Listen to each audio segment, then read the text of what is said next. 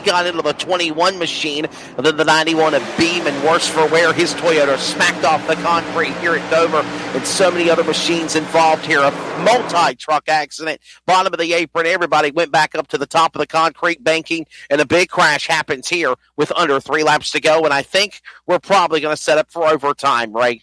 A little bit of hang time by the 21, and as you've seen him, he was just coming into that whole wreck pretty late, unfortunately, for the 21. He'll be able to bring him back on track, but let me see where he's at. Brandon Bullock there in at 21, 17th place. He is in the pits, by the way, unfortunately. Hopefully that doesn't end his night as we see Kiefer on the outside there in the 33. Will take a lap back. Sacco again leading this thing. Downing there in second. Now, one thing I want to point out, Wesley, the last restart I predicted that the 29 would jump it immediately on the 4 tires, and he did. Now, keep in mind, the 23 of Downing knows what possibly can happen. He cannot get in front of the front bumper of the 29 too early because that can cause a penalty, but he's pretty much sure what Sacco's going to do, and I think Sacco's going to do it again on this first green white checkered. The 15th caution of this race here in the Wooden Vine Wine Bar and Bistro 200. And this will set up a restart here. They're going to be double file once they get the word. And we will have attempt number 1. I don't think they're going to be able to get this race back going in time for a shootout. So remember, next week, Bristol from the Last Great Coliseum, round number 2 of the Josh White eSports Truck Series. Again, from Bristol Motor Speedway, Wesley Outland and Buck Roos will be on the broadcast call. That will be next Friday night, 8 Eastern, 7 Central, round 2 here on the Max Speed TV network and on CRN Sports for the radio coverage. And Ray, I know you're going to take off for about a week or two and going to miss working with you, bud, but we'll see you when you return. Yeah, we'll be around. I'm just going to take a little bit of vacation time and relax a little bit with all that's going on. I just kind of want to clear my head. You know how it is, recharge the batteries and do a little bit of R&R, as we call it, whenever we can. Of course, I'm in New York. I think our producer of Max Speed TV, Michael D'Amico, is actually on vacation. I've seen a lot of pictures on Facebook that we could use, degrading for him. Pictures at the beach and shirts off and drinking a lot of adult beverages and always talking about not going to work but making money. I'm about to go to damn Arizona and find Michael. I was going to say if he was a little bit closer, I'd be driving there if that was the case, but he's about 2,000 miles away from me. Yeah, for sure. 3 Mike, we'll laps see you to next go. week.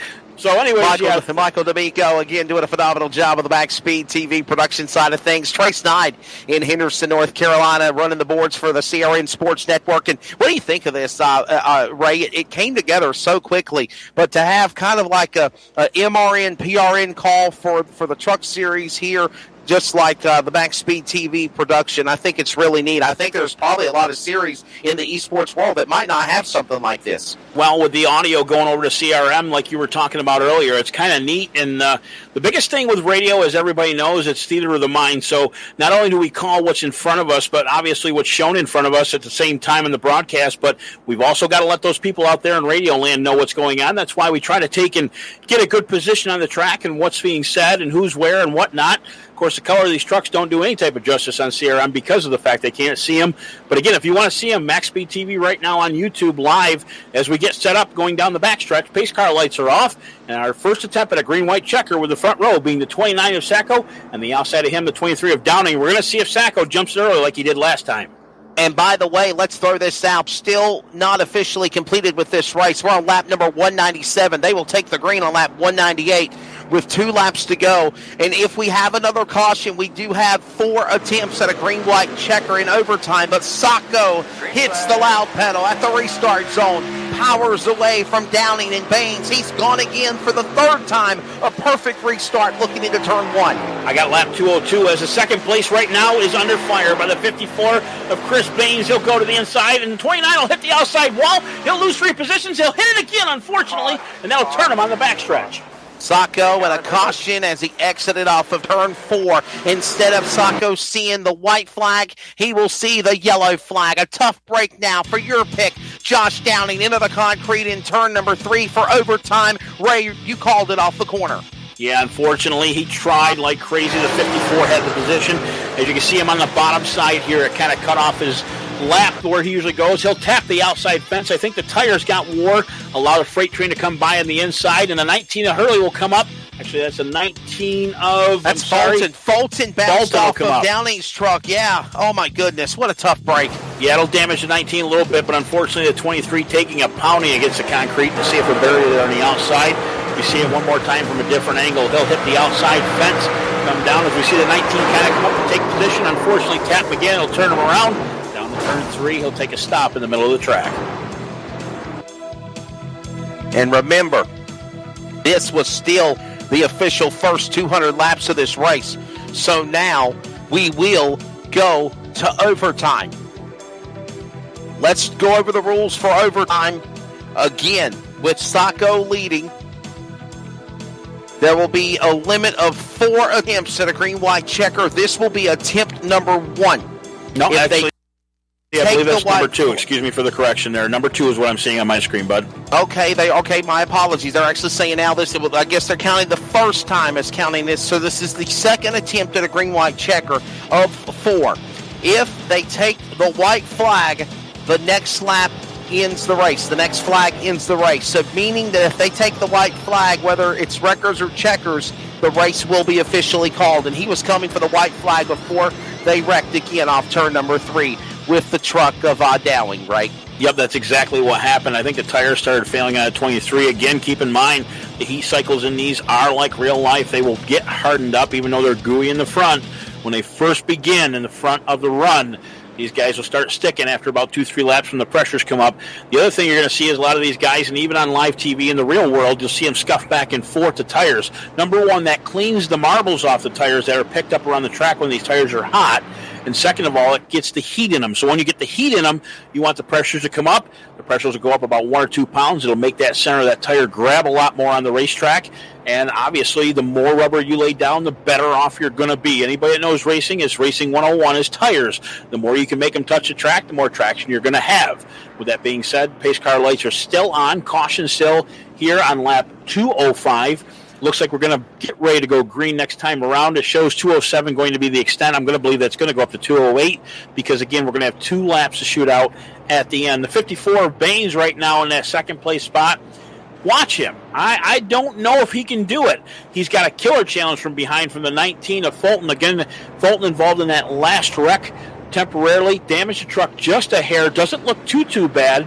Knows he's going to be able to complete the race. Right rear's a little bit up in the air, and a spoiler what I'm seeing here on that 19 machine. Going to start in the 4th place position on the outside line behind the 54. I think we've got ourselves a killer race to the end here, Wesley. Hey, right. How about Matt Perry? Let's show his truck behind Baines in 54. He's in 3rd position. What a great run he's got going for him.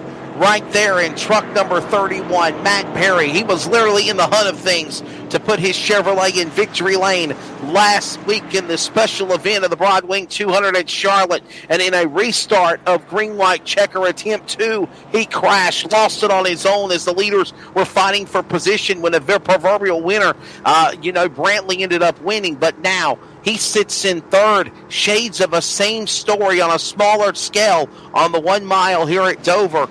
Will Sacco and Baines have their own little battle of myths and Perry be able to lick his chops and take the win away? We're going to find out as the lights are off on the pace car for a shootout we have all been waiting to see here at Dover. Sacco early jumps the past 2 times. I believe he's going to do it again.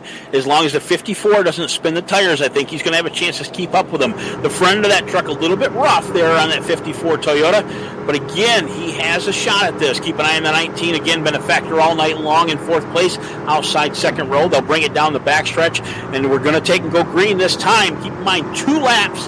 And the next flag after the white will finish the race, whether it be checkered or caution, whatever it is, it doesn't matter at that point. If they make it to the white, that is, we'll see Matthew Perry on the rear end of the 29 letting them know, hey, bud, we're going to do this thing. The next flag ends the race. If we have another caution before they take the white, that will be attempt number 3. Sacco has got Perry back on his door. Their speed. Sacco under pressure now. Look at Baines going to the lead to the outside, trying to battle back, but Sacco to the inside as they go into 1. Whole bunch of bumper cars going on before the green flag even dropped. Everybody right now to the low line, all the way back to the 5th place spot.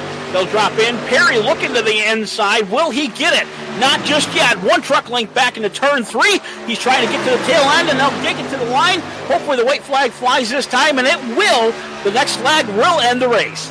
White flag in the air. One more lap to go. Sacco and Perry, they're 1 and 2. 1 to go off of turn number 2 as Sacco holds the bottom. Perry gets loose. Here comes Baines back to the inside. They battle for the second spot. They bang off the fenders with now Baines getting up Perry up the track. But meanwhile, it is Sacco coming off of turn number 4. Contact with Baines and Perry crashing at the 4. And the crash checkered flag away for Sacco. But a battle for second for the ages here at Dover. What a race. Huge wreck from second on back to 5th. But Matt Perry will take over that spot, even though he came off the apron, shoved up on the 54. Baines still in 3rd, Fulton in 4th, and just wrecks all the way around. But congratulations to the 29 of Sacco, your winner tonight here at Dover. Boy, I lost my train of thought there for a second. They come off that corner and will probably show the last lap one more time. $220 payday for the driver of Nicholas Sacco. Sacco getting it done. The driver, Nick Sacco from Bushkill, Pennsylvania, grew up less than an hour from Pocono, 29 years old, and again, picking up a big win here in the world of iRacing. Started racing go-karts at 10, and again, a big $220 payday in the Wooden Vine 200 at Dover. When it's all said and done, let's show the last lap one more time. As again, Sacco was gone. The battle was for second between Baines and Perry. They were fighting for it like it was the last piece of chicken on the dinner table on Thanksgiving night. That gave Sacco the advantage. I mean, he finished across the line with at least 10 to 12 truck lengths behind him, man. Just a phenomenal shootout and just a huge wrecking going on at the end. And your top 10 will take and get up on the screen, and we'll run down them here very shortly. Yeah, we'll take a look at the unofficial results for this event as the celebration begins for Nicholas Sacco. Again, the driver from Bushkill, Pennsylvania. A big victory here at Dover when it's all said and done. A great race. Second place going to Matt Perry. Unofficially, he crosses the line second. Baines will finish in 3rd, even though they were crashing. Fulton and Ranta. What a run for Ranta. We ain't really mentioned him much in the broadcast tonight. What a great comeback for Ranta. He will finish in the top 5 in truck number 42. Derek Mullins will take over the 6th place spot. 7th will be Robert Mason. Ashley Donson fought his way back up through the field to take a top 10 in the 8th place spot in the 28 machine. The number 9th place spot will be Eric Brantley, one of the guys that we thought was going to win this race early on. Kind of shortened back through the field, lost the tires, and able to take home a top 10 tonight. Jason Keffer got a lap back after getting involved in a late race wreck to take over the 10th place spot, and that'll lead us down to 11th on through. 11th through 15th as we look at the unofficial results. McKinnon in 13 with some problems at the beginning, came back, finishes in 11th position. Rico and his Toyota will finish 12th. LeBeau with a couple of cautions in this race will come back and finish in lucky 13. And the 9th, number 9 truck, 99, Ragluski in his Toyota will finish 14th. Downing, again, a tough break for the 23 truck of Josh Downing. Had a great run. He could have been one of the trucks to win. Ray, he was your pick. He'll have to settle for 5th or for 15th after being called in a big wreck in overtime. Still nothing to be ashamed of for the 15th place. 16th will be our host, actually, of Josh White. Dakota Kramer will be in the 17th position. Andrew Hurley in the 18th position. 19th will be Tyler Beeman. 20 will be Stephen Waldrop, who actually was up top in the top 5 for quite a while. Unfortunately, a little bit of bad luck ended his evening. 11 laps down. Brandon Bullock in the 21st position. Devin Hargett in the 22nd. Bradley Beeman 23rd. Tanner Carter, in the 24th. Steve Alfont will be in your 25th position. And to round out the full field rundown of the rest of the trucks that started this race in the Wooden Vine 200, Zimmerman with another good run, a disappointing run actually. In the 94, he finishes in 28th. McKinnon in 26th position. Wilner in the Motor Racing Network, number 27, position 27, and then Riso in 30th position. And I think we had, that's the unofficial results as it ends. Nicholas Sacco, the big winner here at Dover in the Wooden Vine 200. We'll take a quick timeout. When we come back, we will get ready for post-race interviews after a wild event in Dover. Round 1 of the Josh White eSports Truck Series in the books. And again, Pennsylvania's Nicholas Sacco from the pole wins the race in a wild finish against Miles the Munster and the rest of the pack here at Dover. Mac with more on Max Speed TV and on the CRN Sports Network. Looking to do something fun, different, and exciting with a family? Experience Friday Night Stock Car Racing, located in South Raleigh.